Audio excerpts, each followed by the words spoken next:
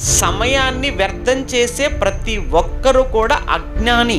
మరి జ్ఞాని అంటే ఎవరు? సమయాన్ని సద్వినియోగం చేసుకునేవాడు జ్ఞాని.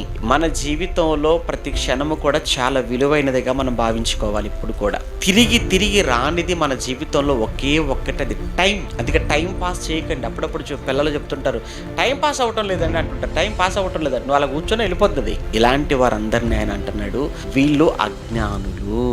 మరి ఎవరయ్యా జ్ఞానులు అంటే సమయాన్ని సద్వినియోగం చేసుకునేవాడు.